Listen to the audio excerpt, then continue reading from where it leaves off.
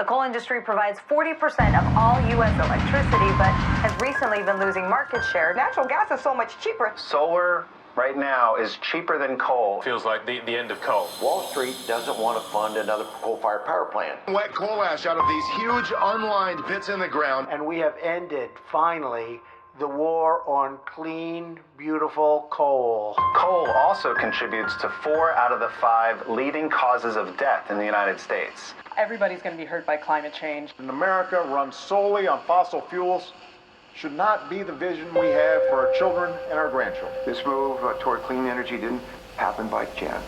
But the era of King Coal is coming to a close.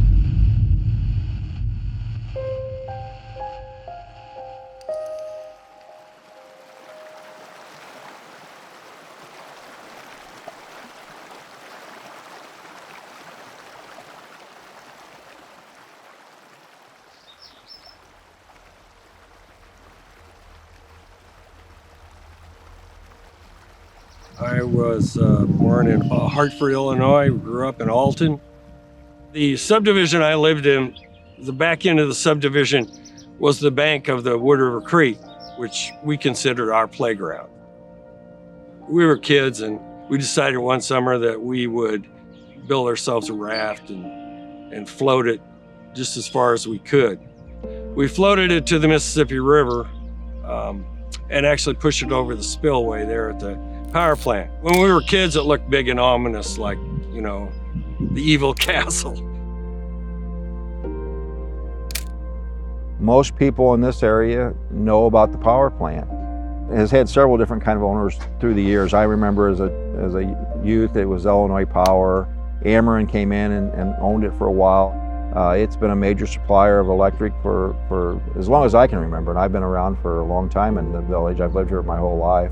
The economic impact of that plant for this area and for the tax base of communities is enormous. The coal industry in the United States, there are many things attached to it. There's romance attached to it, there's mythology attached to it, there's this American dream attached to it, right? And I think the coal companies have known for a long time that their days are numbered. In 2014, I think, by then the writing was on the wall that the Wood River plant was going to be closing in the near future. We actually had a town hall, and Robert Flexon, the CEO of Dynegy, flew in his private jet and came in and said, "You have nothing to worry about. We're not closing the plant." He made a lot of promises. The company, as you might expect, was really non-transparent with its workers and the people who were going to be impacted. They kept telling them that the plant would not close. That meeting was in January of 2015. At the end of 2015, Dynegy announced its future plans for the retirement of the Wood River Power Station. Initially, when they were going to give the 6-month notice, they contacted the Alton mayor and they contacted the Wood River mayor. They had an Alton mailing address, but clearly on the side of the building it said Wood River Power Plant. So they hedged their bet and they invited the Wood River mayor and the Alton mayor, and they still missed because it was East Alton.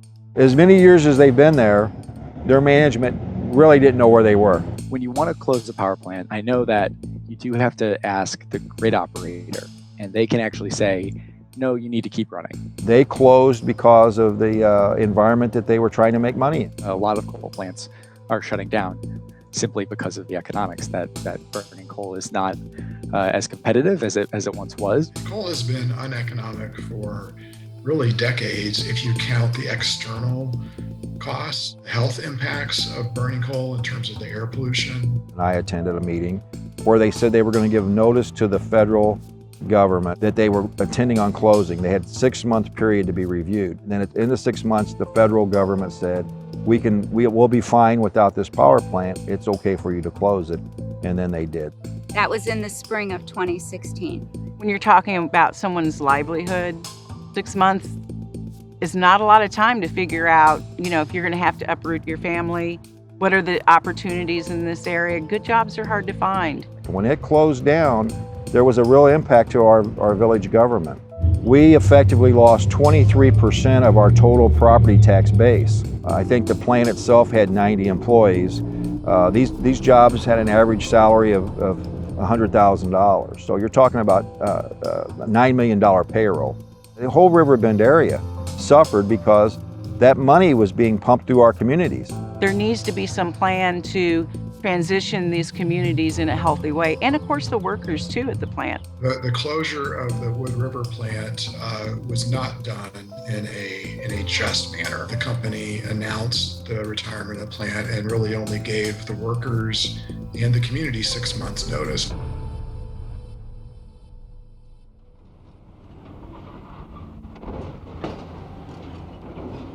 Looking at what's happening for decommissioning and deconstruction, what we found is that there really isn't all that much there.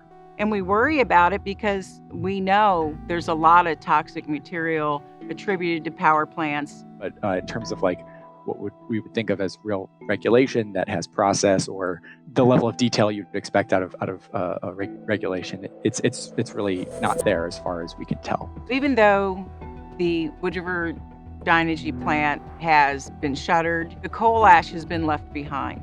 Burning coal produces ash, and that ash is toxic. It has a lot of heavy metals. Burning coal 24/7 for decades produces a lot of coal ash. Coal ash was put in the national spotlight in 2008 when a coal ash pond in Kingston, Tennessee failed, and that created essentially a landslide of coal ash that went through a community. In one of the worst environmental disasters in U.S. history. The coal ash ponds they're huge.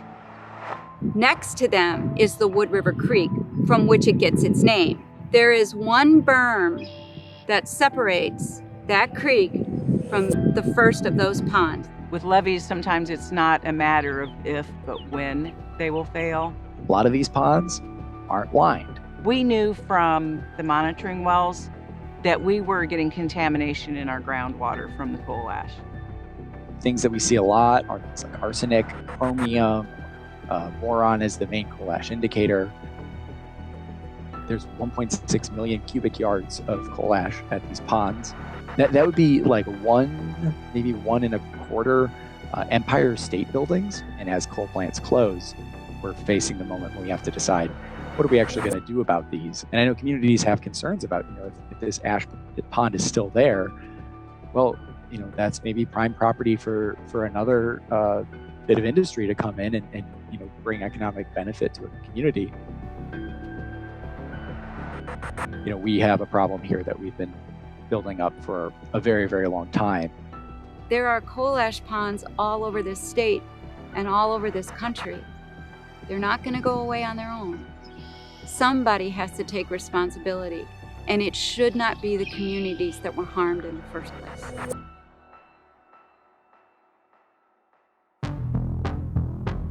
In 2019, we found out that this property was sold to a redevelopment company called Commercial Liability Partners. Their job is to essentially flip the property, deal with the environmental issues on the site, and then sell it to somebody else. We reached out to Commercial Liability Partners. We went through every available means. Nothing. Got no response, no answer. Private businesses are not going to be more transparent than they think it adds value to their project. Virginia and I met with the mayor of East Alton to figure out how they had interacted with this company. And CLP handed them a one-page handout that could have been strategy for closure plan for just about anything. There were no details, there was no timeline, there were no projections, there was no safety plan. CLP had hired a public relations firm. If you've hired Fleshman Hillard, you're expecting a problem. We got one email from them, and it was essentially a form letter that didn't respond at all. It was just sort of like, oh, thank you for your correspondence, or something along those lines. There's been no engagement, no conversation at all. All we wanted to do was have a conversation with the company about what its plans were. To sit down with them and talk with them and talk about the project, I don't think they're obligated to do that.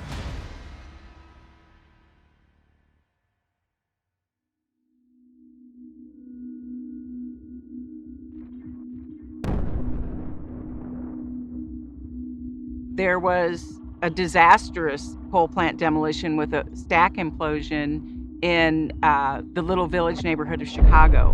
And that happened in April 2020. And the company demolished the smokestack improperly, and a cloud of the dust from the smokestack blew through this community. And, like it'd be like opening the door in, like whiteout conditions. There was no notice given to the community. There was no fugitive dust mitigation. What can we do about this here in Wood River to make sure that something like this doesn't happen? Commercial Liability Partners is connected with Hilco, and Hilco is the player that took down the Crawford plant. Coal plant demolitions have gone incredibly wrong. Same scenario. Ties to the same companies. Corporations tend to do what's profitable. And if they can buy a contract and make money by cutting corners or not complying even, they will do that. We found out that they had a permit, and that permit said, okay, well, if you demolish it, you have to give 3 months notice. We found out from sort of through the grapevine that they were demolishing it in a week. And so that 3 months notice never happened. Illinois Department of Transportation officials said that Illinois 143 will be closed to all traffic as there it goes. Once again, this is the old East Alton Wood River plant there. That smoke will be spreading for some time now. Yeah. They've got hoses out there. I don't think they're doing much. I was going to say, I don't think the hoses are We need another hose. too powerful against all that smoke. Yes. Spirit is Wrecking Company in St. Louis is the one doing this demolition this morning. In East Alton. Julia Avery spoke with the police chief there about some last-minute changes to the demolition plan. Due to concerns raised by the lock and dam of like, hey, wait a second, like we operate a large impoundment structure that contains water and you're about to blow up some stuff. They decided to not implode the smokestacks yet.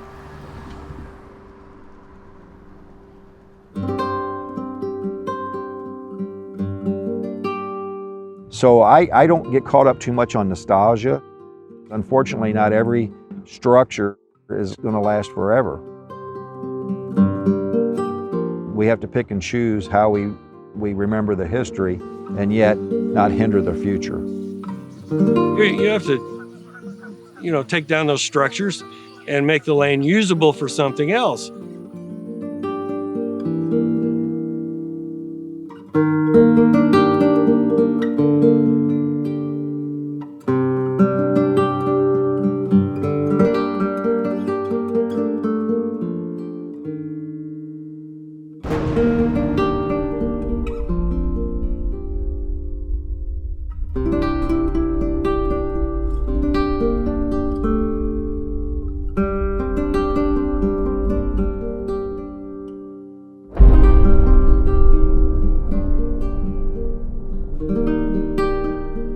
Given everything that we do know about the potential for harm, I would have probably sat easier if the stacks had just stayed.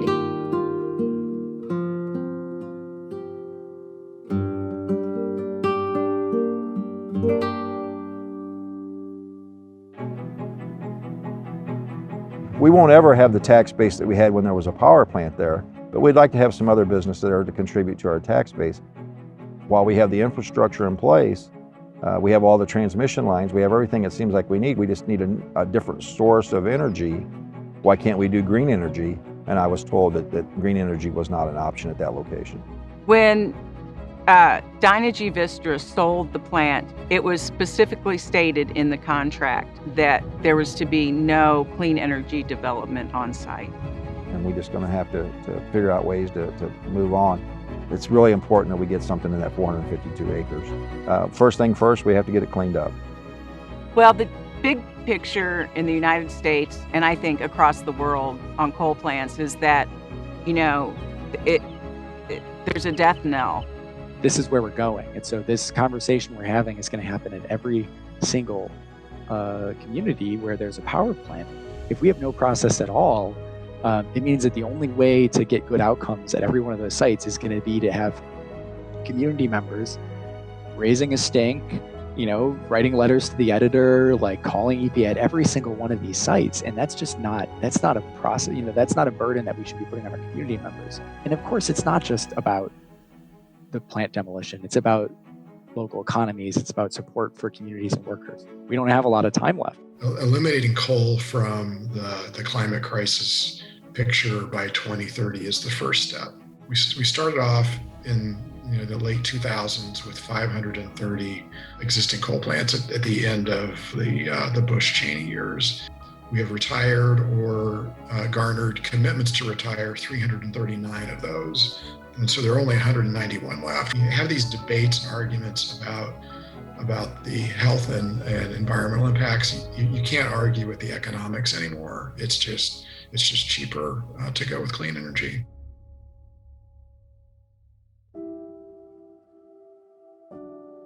What would make somebody like me go to all this effort? I'm not paid by anybody. I do what I do because I can't do